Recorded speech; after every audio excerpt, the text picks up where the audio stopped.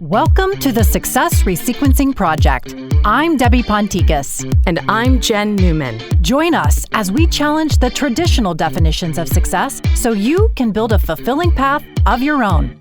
Get ready for inspired, candid conversations while gaining tools, inspiration, and confidence to create your own authentic success story. Today's guest grew up being told that you were never supposed to let him see you sweat, that life was supposed to seem perfect, and it's best to just go with the flow. For most of her life, that worked. She was a successful entrepreneur, wife, and mother of 3, and seemed to be living the dream. But in 2018, just 2 years after launching Sunland Home Care, Traci Beagley was told she had breast cancer. After her diagnosis, life got messy as she struggled to find her purpose, voice, and spirit. But through it all, she discovered her own strength and resilience, and her story teaches us that there is inherent beauty in trauma. Traci, we are so happy to have you with us today. Thank you for agreeing to sit down and chat with us. We know your story is going to resonate with so many people. Yeah. So thank you. I'm excited today. Thank you for joining us. Super good to have you here. We'd love to just kind of recapitulate your bio. Sure. We're going to hit the bullet points. Grew up in Mesa, Arizona. Yes. You have a long-standing family heritage in Mesa. Yes. Great-grandfather and your grandfather, Joe and Ross Farnsworth, they built the first 55-plus community in the East Valley. Yes. Your dad continued to build senior adult active communities. 2009, opened your first company. Yes. Accent Window Treatments. Yes. Which then you successfully sold 5 years later in 2014. You founded the award-winning Sunland Home Care in 2016, which has been named, we always love to make these shout-outs, great place to work for the past 5 years, and named on the Fortune Best Places to Work. Yay. What an accomplishment. Thank you. Aside from that, you had a major life-altering experience in 2018. Yes. Diagnosed with breast cancer. Yes. But we are pleased to have you shout that you just celebrated 5 years. Yay, of being cancer-free. Incredible. Awesome. Thank Incredible. When Debbie and I sat with you prior to this moment, something that really stood out to both of us was 2 core values of the Success Resequencing Project. We actually, frankly, you embody all 5 of them. Yes. But the 2 that we noted that we really felt stood out were voice and spirit. Yeah. We also, the close third, really a tie, would be initiative. Yeah, And seeing how that's played out in your life. Sure. One of the things that I think is an important piece for everyone to hear is that in your growing up, you grew up in that perfect culture, that perfectionist ideal. Yeah. And that was really how you presented in your family, in your life. And the idea was never let them see you sweat. Yeah. Be perfect or die. Be perfect or die. Wow. And it wasn't necessarily my family, don't want to offend the family here. But between church, family, I am a female, oldest daughter, and a redhead. All of the fun things. I was just going to say, you check all the check, boxes check. there. Yeah. So What was there a point in time that really defined that there was an ability and it was okay, there was permission to allow life to not be perfect? I don't ever remember that until I was diagnosed with cancer. And I completely lost control. I thought I was in control of my life. It was work hard enough and you will be successful.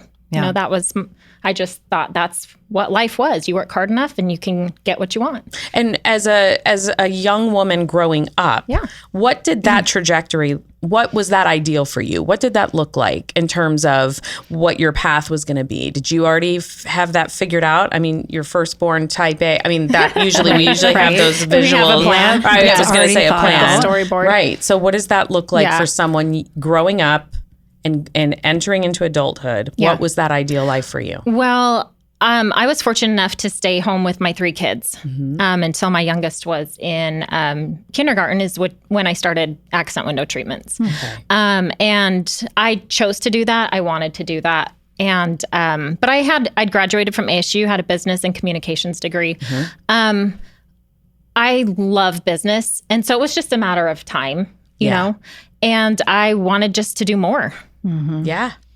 Yeah. So going back to that, because I had a similar experience, you know, after I had my boys, I decided to stay home. Yeah.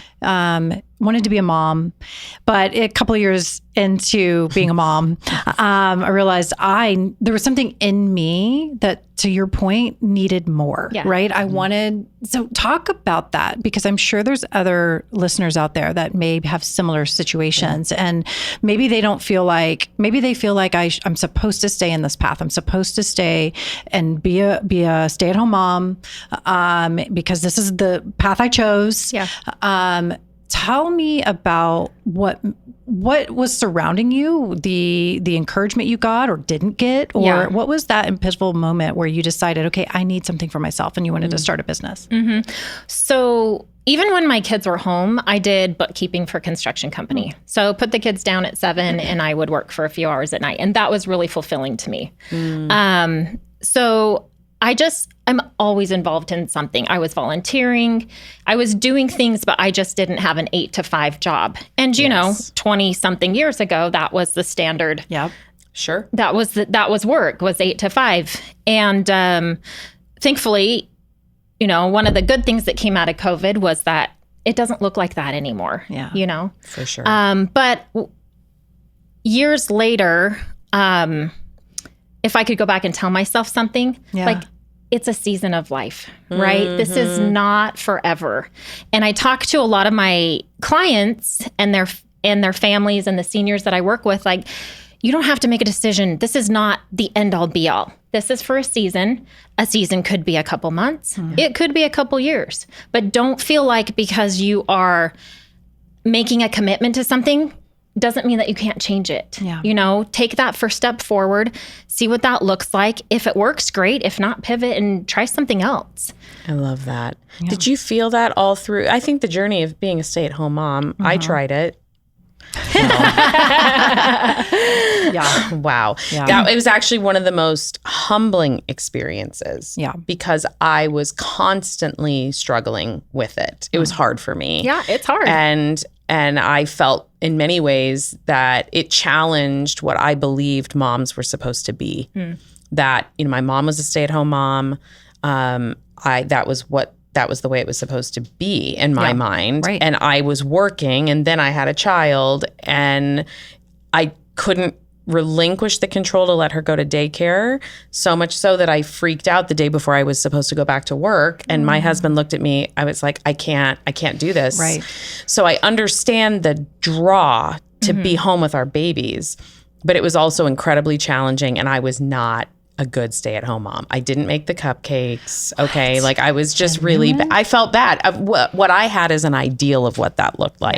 Yeah. So it sounds to me that you already had a good balance of raising the kids, but also still pouring into yourself and doing something that was fulfilling to you as an individual as well. You did both. Yeah. I don't think there's such thing as balance. Fair enough. Harmony maybe, but balance is, It worked for that season. Yes. Sure. Yes. But I always knew that I wanted to do other things. Yeah. I didn't know what that looked like, but you were open to it. Oh yeah. Yeah. So talk to us about, like, the decision of the specific business that you chose. Maybe what was it that called you? Was it the autonomy that you had in that particular business or was it that you just knew you wanted to be a business owner? Yeah. Was it the window treatments? The window treatments, yeah. Yes. Well, so my dad was building these 55 plus communities, and he literally called me one day and he said, Traci, I don't have a company that I like referring window treatments to. Do you want to start a company? Oh. And I was like, okay. Yeah. So I just did it. Love that. Yeah. Hey, when there's a need. Not only that, and that you had someone that had direct feedback of what they wanted in that business. Yeah. That's extraordinary. So I, again, had never own a business before, didn't know anything, but one of my superpowers is that I am a problem solver. Maybe you could call me a creative contributor. I love that. Yes. Round of applause. in my own way. And so I don't know. You figured it out. When someone says jump, I just say how high. I don't think about the risks. Yeah. Which is, I've gotten burned because I don't lay out all of my options and think about it. But Right. You just roll up your sleeves and go. Do it because I grew up with that mindset, right? Well, if you work hard enough, you're going to be successful. Right. Just, elbow grease, like get into it, head down. I think I was pretty naive. We all were, though. I feel like that is very much how we were all raised, though. That was a much more linear path. Yes.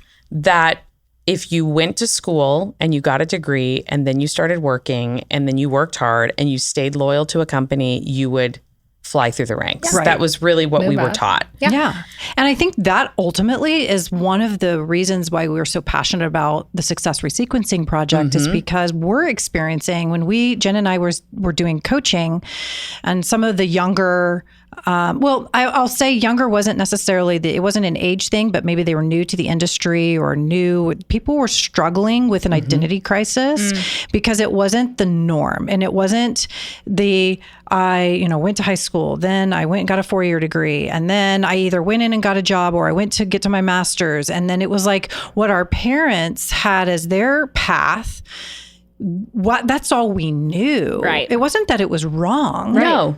It's just that's what we saw and as growing up that this is and that that's was our all model. that was It our model. was our model and it worked for them. And it worked for them and that's all they knew in all Correct. fairness to tell us to do. Exactly. Because but this world has changed dynamically over the past 20 plus years. Yes. Where the models are being broken. Yeah. Isn't it exciting? It's very exciting. Yes. It's so fun. It is exciting. Yes. Yeah. I'm actually more excited for our children who are not being raised, mine included, that it's linear, that it's about, Daddy and I have changed courses multiple times. We still don't have it all figured out. We don't expect you to have it all figured out. You just have to be open to the process. Yeah. Right. So as you navigated that first business, the evolution of that over those years, where was the moment when you thought, okay, now it's time to sell it and move on to the next? Yeah. I had been having these feelings like, I just need to get out of this. And I didn't know why, but and I was like, why? It's working. Like, this is great. And I started realizing that I don't care if people picked draperies or shutters. Like, I did not care what people put on their windows anymore. Yeah. It was not, and I'm like, why am I spending all of this time? I don't care if they pick shutters or 2-inch wood blinds. Right. I love You that. had lost the passion for it. Yeah. Right? But I realized I liked the relationship aspect. I liked meeting people in their homes and getting to know people. And I just kept having this reoccurring feeling. And I'm like, what's going on here? So then it was just a few months after that an offer came in to buy the business. And I was like, listen. I think We're this gonna is look the at route. this. Yeah. And interestingly enough, I sold it in June and I walked out, I signed the paperwork, walked out to my car and I just sobbed. I cried and cried and cried and cried in my car. Yeah. Why was that? What was do you it think? for you? I think there was a lot of unknown. Like I had worked so hard for this business and sacrificed so much. And now I have nothing to do with. It's gone. Yeah. It's out of your control. There's nothing. And so it was like, well, is my identity wrapped into this? Like, am I good enough on my own without a company? I had to think through a lot of things. Sure. Yeah. But interestingly enough, that happened in June. And 3 months later, my sister's baby was 5 weeks old and passed away with SIDS. Oh my gosh. So I just was so happy that I didn't have any distractions and I could just stay home and be fully present with her. And Yeah. it was one of the biggest blessings of my life, going through this situation with her. It's interesting because I think what you've said earlier is you're passionate about helping people understand that things are in seasons. Yeah. Things have times. And that, to your point, you don't know necessarily why. You don't know why something's changing. Sometimes you try so hard to control your life and control your seasons. Yes. And there's sometimes you just can't. And God opens a door or slams a door or however you want to think about it. Right. And you have to sit there and you're sitting in your car just going, what just happened? Like it felt right. And now there's all of this emotion, all of this time and identity and everything you've put into this, that now it's now you're having to say, where do I go from here? So what's this next season? Yeah. And then the fact that you didn't know it, but it was because you needed to have your distractions removed so that you could be there for your sister. Yeah. And how long was that time frame between closing or selling that business? Then you're with your sister. Yeah. And how did that timeline kind of play out? Because then you started another business, but then obviously there was cancer diagnosis in there as well. So can you just walk us through that trajectory a little bit? So sold the business in June. Our sweet Noah passed away in October. And once I'd sold the business, I thought, okay, I have all these projects. I'm going to get them done. I'm going to get my kids, like all their things organized, and just like get on top of it. Well, a year and a half later, none of the projects were done, none of the projects. And I just was like, they're not going to get done. So they're not going to get done. And although I was really grateful to have that time with my sister and her family and, just be present in a lot of different ways, for me personally, it was hard. I am a structured person.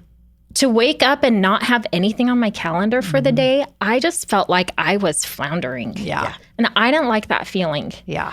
But I'm such a structured person that it was probably good for me to just not have to be in that ambiguity for a minute. Right. But I don't like that. Yeah. You're like, it goes against my DNA. Yeah. Yep. I think we can all relate to that. I think we can all relate to that. Yes. So when the home care company had kind of been swirling around for a few years, my dad started an assisted living and memory care, and then the home care company was kind of swirling, and everything kind of just came together accidentally. And I was like, hey, I'm not working. Like, I'll just jump in. I'll get the business license, insurance, like get it up and running, and then, hand it over. I wasn't intending on working in this business. Again, no experience or anything. But I got into it and I loved it. Yeah. And I'm like, I'm staying. I'm here. Was it the relationships for you? It was. And the challenge. Yeah. And the challenge. Yeah. So initially when I started the business in 2016, I was like, I want multiple locations. I want to be biggest and the best. And I want, let's franchise this and all of the things. And so that was my path and trajectory. And then the cancer diagnosis happened and kind of, we had to pivot for a season. Yeah. But I realized at that point, years later, do I still want to be the biggest and the best? Absolutely. Like, you can't take that out of me. Right. But it's so much more meaningful. It has changed everything. Yeah. So let's talk about the cancer diagnosis. Because you told us, you've grown up where it's perfect or die. You have a path. It's all linear. You go to school, you do this, you start a business, you make it successful. Like all of these things that are structured, controllable. There's a path. And then you find out you have cancer. Yeah. So talk to us about how that changed your life. Oh my gosh. Like I said, it changed literally everything.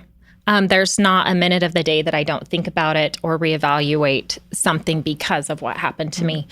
At that point, there's a really funny story.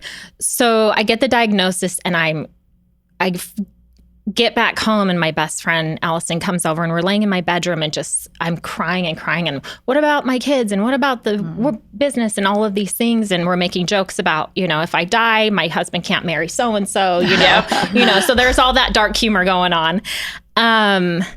And I just had to sit with it. I didn't know what stage. I didn't know if I was going to die or live. I had to sit with it for 4 days until reports could come back and tell me, where I was. So, I was like, is this my last Christmas? Is this my last birthday with my kids? All of these things flash through your head. Thankfully, a few days later, it was stage 2, which is treatable. Yes. However, nothing is linear in the cancer world. Right. And so I remember one of my first appointments with my oncologist, and she gave me 2 weeks of appointments. She's like, here's your appointments for all the next 2 weeks. And I pulled out my calendar. I'm like, well, this one's going to have to be rescheduled, and this one, and I can't make this one. And she literally sat down on her chair and she looked me straight in the eyes and she said, Traci, this is your new world. Yeah. She said, the other appointments that you have need to be rescheduled. We are not rescheduling these. Yeah. And I looked at her so confused. Right? You're like, wait, what? Right. It's that important. Yeah. Like this is now. Yeah. Wow. How did that change how you approached the business? Because the business, for most of us who own businesses, is the safe place. As risky and challenging as being a business owner is, there's something, because we're in the weeds of it, that feels like we can control. Yeah. So it's a safe reflex to go back and do the work. For right? sure, It feels comforting at times. Yeah. How did that change your approach? Hearing your oncologist say that to you and knowing now that the way you've shown up, which is to show up to everything at 100%, how did that shift your mindset in that moment of how you were going to approach work? Yeah. Well, it was not a moment of shift. I was just mad at the world. So when I talk about things, it was not, it was a struggle for months and months and years. You just don't. It's not. You just don't unlearn your behavior. Right. Okay. Right. Good point. And so it's much easier to talk about because it's a linear, like this happened and this happened, and it was not at all. Having gone through this, when your life gets shattered in a million pieces and your core beliefs, your values, every single way that you look at life, because I could control my life. I was, I'm going to live, be a grandparent, have grandkids, retire and, travel the world. Like, right. I had the plan. But when it's shattered and you can't even, you don't even have the energy to take a shower. Right. So talk about redefining success. Yeah. I remember I was so sick that one morning I just opened my eyes and sunlight was pouring in my bedroom. And that was success for me that day because I had made it through another night. Yeah. I hadn't gotten out of bed. I hadn't done anything, but just the fact that I'd made it through another night was what was successful to me, or some days when I was feeling a little bit better, I had the energy to take a shower and literally could do nothing else that day. Yeah. So that time frame really taught me what was important, and what I had to conserve my energy for only the things that were very important. And that was for fighting and healing my body, How did that impact the relationships around you? Oh gosh. So I can only imagine that not only is this a struggle for you, because you said like your life was just so structured and now you can't control anything. You can't even control if you're going to have energy to open your eyes, right?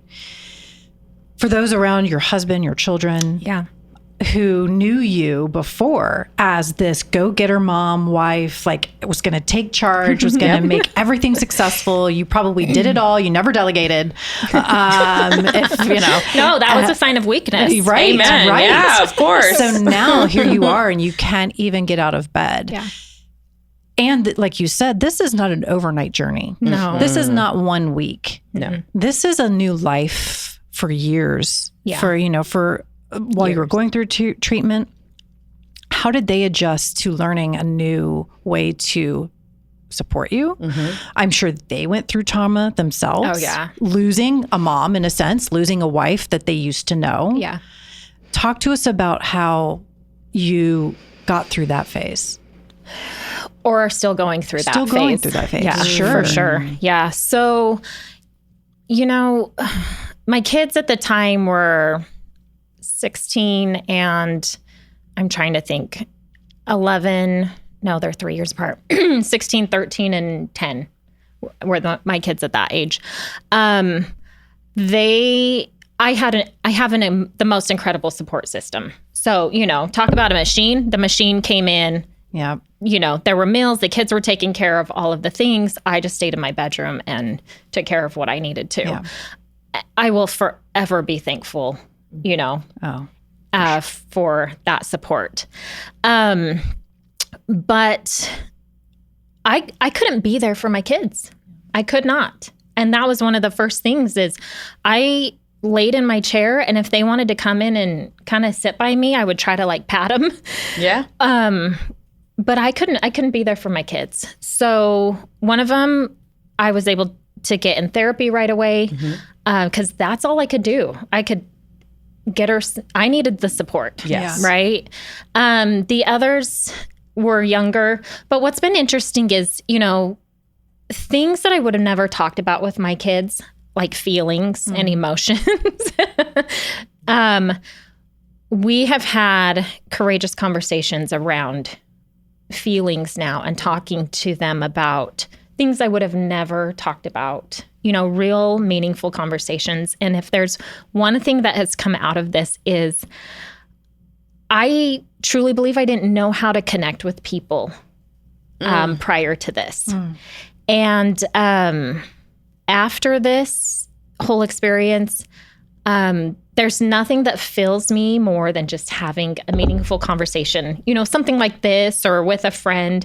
That fills my bucket. That brings me joy. I didn't know that before. I was too locked up. I was too armored up.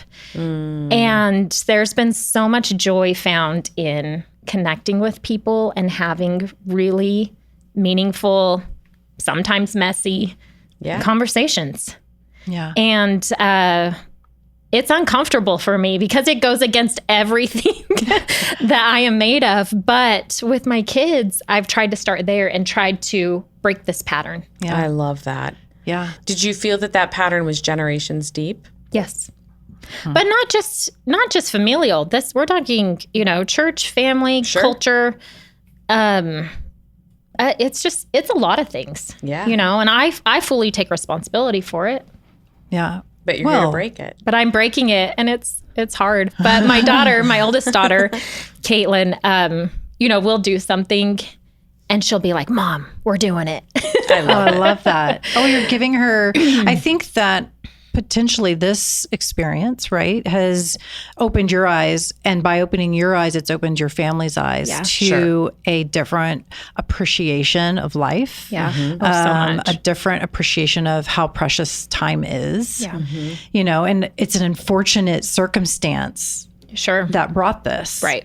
You wouldn't want to wish this on anyone, but what a gift that this trauma had in your life and your family's life. Yeah. And how can you bottle that and share that with others, that importance of others when someone hasn't gone through what you've gone through, because I think it's something that people that I've met, and my family has lost a child as well. My nephew passed away in those moments of trauma.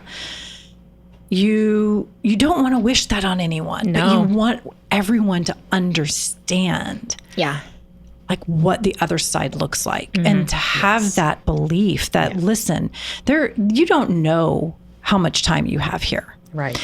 So make a difference, right? Make a difference for yourself, make a difference for your family, make a difference for those who are around you. Yeah. And we lose that so easily by just the linear approach that everyone takes to their day. So I think that it's such a gift that you've been given to be able to have that perspective now. So where are you now in that journey? So 5 years, cancer-free. Yeah. Talk to us about who you are today versus who you were 5 years ago. That's a great question. What has been kind of meaningful coming out of this is reconnecting with myself. And so I've spent a lot of time with my therapist figuring out what pieces do I want to let go of the old Traci and what pieces do I want to bring in and start with the new Traci. And again, when you're so ingrained in your behaviors and 37, 38 years of something, it's easy to revert back to where you were. But it's like, no, I didn't go through all of this in vain. I feel like if I don't do something with it, if I don't become the person I need to become, then everything that I went through is wasted. And I really believe that. And so when I'm making decisions, it's like, is this the old Traci or is this the new Traci? Right.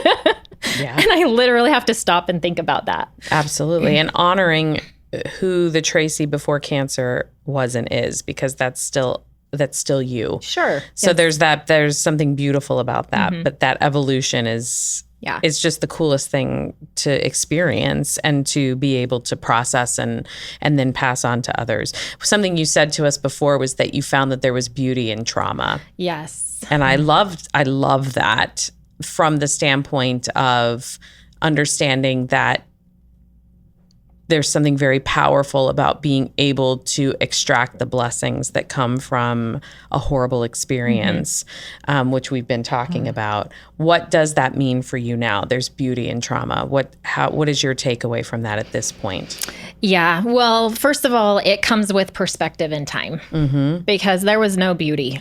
Right. 5 years ago. Right. Yes. So I don't want people to think like, oh, all of a sudden it was all cheery and things were good. Right. That's right. It's taken years and years and years and a lot of therapy and self-reflection and, all sorts of things, healing and time. But, I was thrust into a club that nobody wants to be in. And we probably all have a club that we don't want to be in, right? Yeah. Or multiple.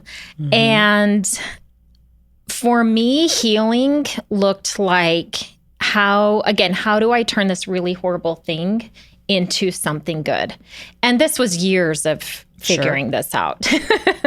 And for me, that because this experience took me so down, I had an amazing support system.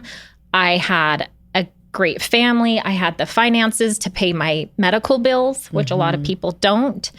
I lived 5 minutes from the cancer center. Some people are traveling 2 hours. I had all of these things. And I was like, if this took me down and I had all of these things in place, what is it doing to a mom, a woman that, does not have this? Yeah. And I really feel for that. Yeah. That lady, that person. Yeah. And so thankfully I was approached with an opportunity to help raise money for a mobile mammography bus called the Big Pink Bus. And that journey was super fun because I could tell my story over and over again, pull on some heartstrings, raise some money for a good cause. Yeah. And doing that really helped me feel like I was giving back and turning something that was really awful into something that is going to help a lot of other women. Yeah. Absolutely. Catch it early or maybe have better accessibility to mammograms or even, serving the underprivileged and the underserved. Yes. And so I'm really proud of that. You should be. Yeah. That's extraordinary. So, yeah. So, and now in your current, with the company that you have now, what a precious gift that you have received through this trauma. Yeah.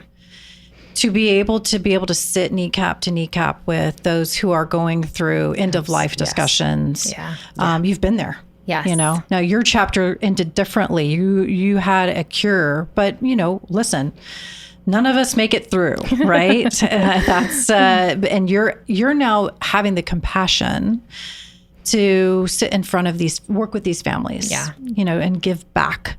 How do you feel your experiences have helped you prepare for what you do today? Yeah, every single discussion. And I absolutely love sitting down with a family that's in crisis, that doesn't know what to do. They're overwhelmed.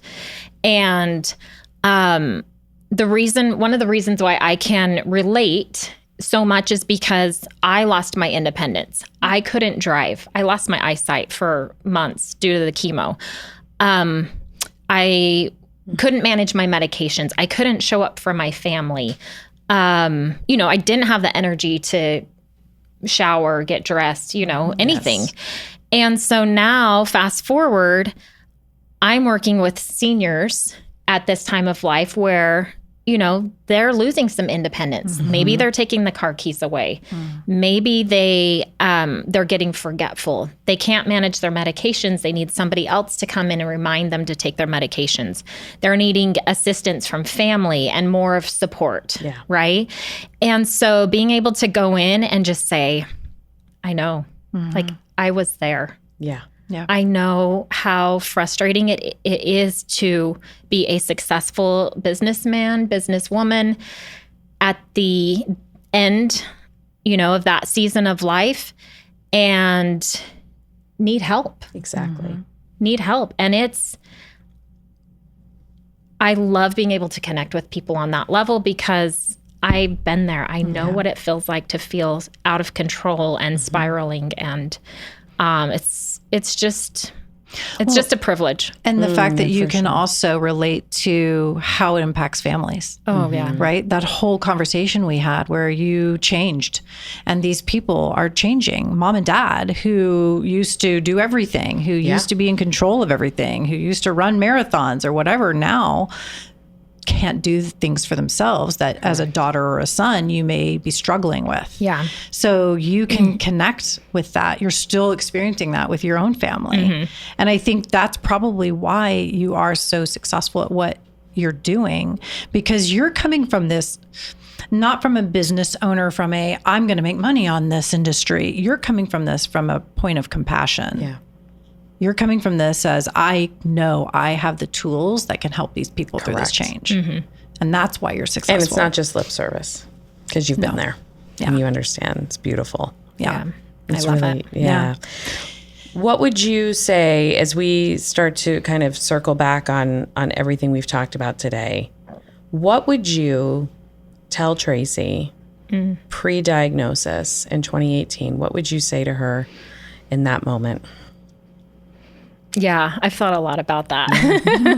At one point, I wrote a letter to myself. I'm wondering if I still have it.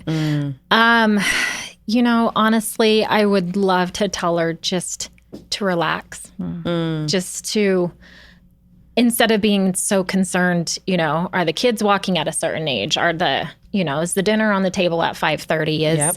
Is the house clean? Just all of those things don't matter. I mean, they do, but they don't, and to just relax and enjoy it. And I've always wished that I could go back and be that mom again, but I hear that's what being a grandma is. So true. Yeah. That's what I've heard. If being a grandma is your second chance to make it right, all of the things that you did wrong. And I can't wait. I can't wait then. Yeah, that's very cool. That's what I've heard. But I just, I wish so many things to tell her. Just, it didn't have to be so, tight and so scheduled and all of the things, and, take that extra walk. And if around the block with the kids, or just, forget the schedule one day. Love that. That's going to resonate with a lot of people. Yeah, absolutely. So, what would you say, or how would you today define success? To me, success is more about connecting with other people. It's not so much, yes, we all need money. We've got to pay our bills. We're working towards some goals for sure. But being successful is about connecting with people. It's about helping people in situations that you have the expertise, the knowledge to help them. Like both of you are in the real estate industry. And so you get to help people buy their homes, which is where memories are made with their families and all the gatherings. I mean, I think that's so cool. But success comes down to forgetting about not completely forgetting about my needs, but how can I help somebody else? How can I ease their burden? How can I make their life a little bit easier? Yeah. It's beautiful. I love that. I love that. So let's talk about books. All right. That's right. That was a good segue. Sorry, that was horrible. I was like, wow, that was my worst segue ever. No. But okay, we believe that, you can learn a lot from books or, self-help or any of those things. Do you have something that maybe was a tool you used to help you get, whether it's from a business standpoint, family standpoint, survival? Audiobooks count, by the way. Yeah. Yes. Oh, yeah. So I have a variety of books. I can always tell where my mental state is by what type of books I'm reading, right? We talked about that. So one of my mentors for business has always been Darren Hardy, and he wrote The Compound Effect. Yes. Obsessed with Darren Debbie Hardy. and I love that book. We love that book. Yes. So we're right in that boat with you. Yes. We preach that book. Yes. Yep. Have you been to any of his conferences, his courses? We have not. No, I know. So you may have. That might be our next. Yes. So fun. Our next we trip. could totally that we geek out on that. Yeah. I love that. There's a book by Clayton Christensen it's called How Will You Measure Your Life? Ooh. And that one's good because, again, it's talking about to do or becoming, what really matters. And he was a Harvard professor and all sorts of things. There's great books called Essentialism, and he likes essentialism. You can. She's nodding to our producer, Yes, Nick. and she is. Nick, yeah. I love that book because it's, if you say yes to something, you're saying no to something else. Right. And so many times in my life, because I'm a people pleaser, I say yes to other people. Like I just signed up to be the treasurer for my daughter's tennis team, and I was. Why did I say that? I said yes to that. Now, what did I say no to? Right. Yes. Yeah. And so I'm constantly checking myself. Okay, if I said yes to this, now what? Am I depleted, but not going to be able to give back to what I really need to? Essentialism is a fantastic book. I love Atomic Habits by James Clear. Yeah, the British bicycling team. Yeah. So yeah. Man, you've great ones. Loaded up my nightstand with. I got to go back and read a couple of those, and now some new ones. So thank you. I'm excited. I love that. Thank you. Thank you so much. Where can, if there's someone who was listening today and they really got resonated with your story and felt a connection with you, where can someone reach out and learn more, talk with you? Yeah. You can go to our website, sunlandhomecareaz.com, and you can find me there. Submit an inquiry. Perfect. I love that. Good. We'll make sure to put that in the show notes so that people can connect with you. Thank you for being so willing to tell your story. We know that many people, there are just pieces all throughout this time together that are going to resonate with many. So thank you for being willing to do it. You're welcome. Thank you. Thanks for joining us. If you loved this episode and know of someone who would find value in it, please spread the word and share it with a friend. We are passionate about redefining success, and it would mean the world if you could help us get our mission out to as many people as possible. Please take a minute to write a 5-star review on Apple or Spotify. You can also hit the subscribe button to stay up to date with our latest episodes. Connect with us on Instagram at Success Resequencing Project or via our website at www.successresequencing.com. We'd love to hear your story.